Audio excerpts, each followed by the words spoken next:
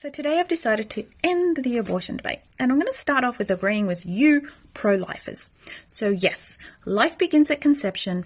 A fetus is a living baby and it deserves all the rights everybody else has on the face of the planet, and yet you still can't ban abortion, and here's why. It's called bodily autonomy, and bodily autonomy dictates that nobody can be forced to share or give up their body against their will, even if it causes the death of another person.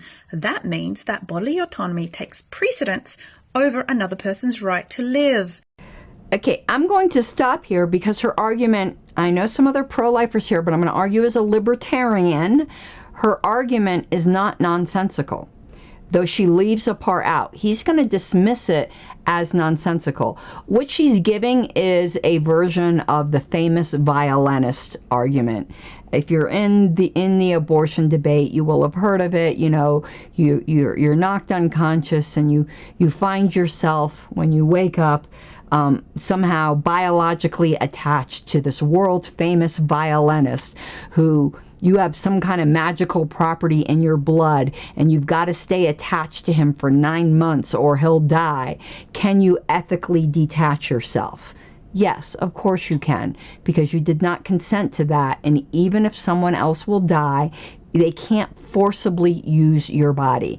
That is the argument she's making.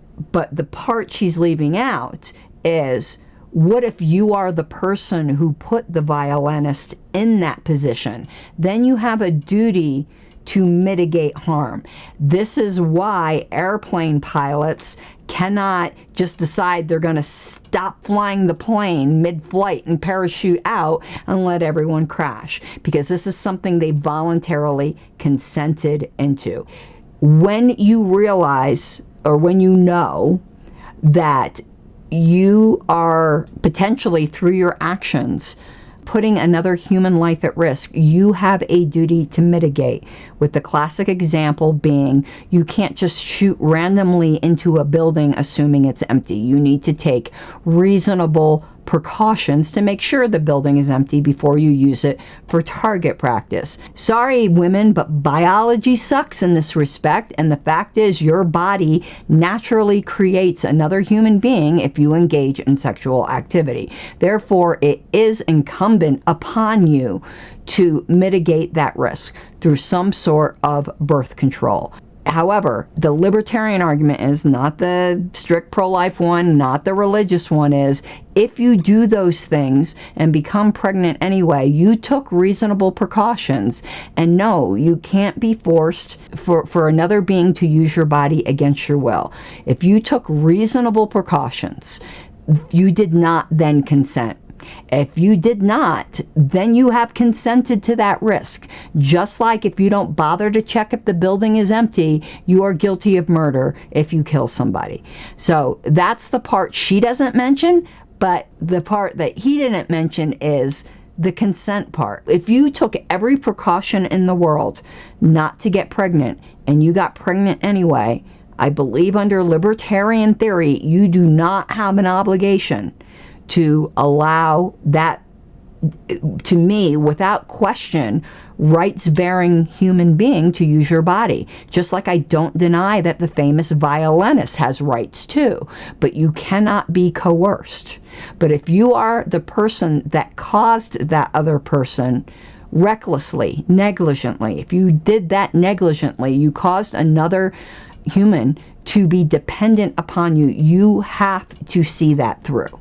If you are raped, you cannot be coerced. You might not like that from a religious point of view, but from libertarian theory, I think that is actually the libertarian view on abortion. I know lots of people will disagree and will say, nope, no matter what, even if you had sex 1,000,000 times without taking any precautions, then nope, you get to just have an abortion. I don't believe that's just or libertarian. I do think I am taking what is the reasonable libertarian position on rights and aggression. But let's continue, because he's just going to completely brush her off. I think they're both wrong, and they're both missing the actual freedom point here.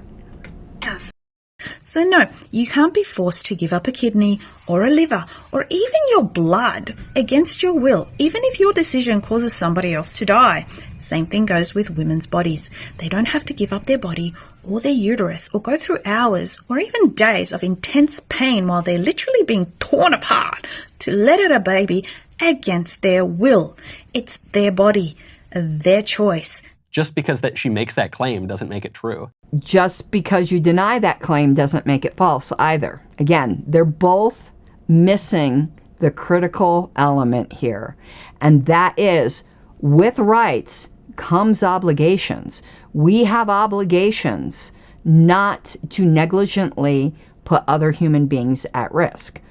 But if shit happens, if you took what is considered reasonable precautions and something happens, no, you cannot be forced.